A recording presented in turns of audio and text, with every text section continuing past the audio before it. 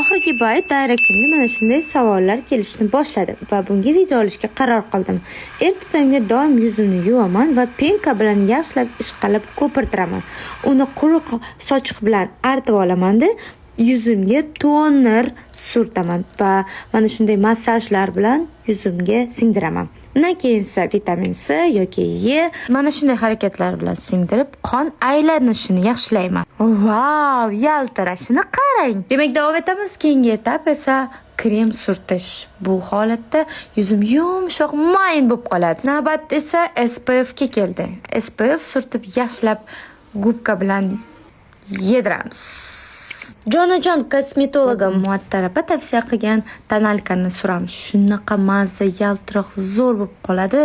Undan keyin esa ko'zlarimizni chiroyli qilib teng beramiz va bronzoviy rumyanalarni surishga ko'raman. Juda ham естественно ko'rinadi va puchuq burnimni chiroyli uzungina qilib qo'yaman.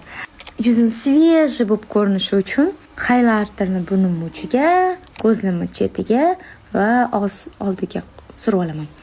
Keyin esa chiroyli qilib ingichka strelkalarimni chizaman.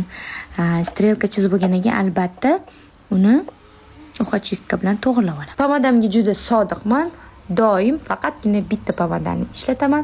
Juda ham stoyki pomadalarni yaxshi ko'raman. Eng muhimi lablarim qurib qolmasa bo'ldi. Kiprikchalarga oro beramiz. Oxirida hammasini mustahkamlaymiz. Voila! 1dan 10gacha baho bering. Video foydali bo'lgan bo'lsa saqlab qo'ying.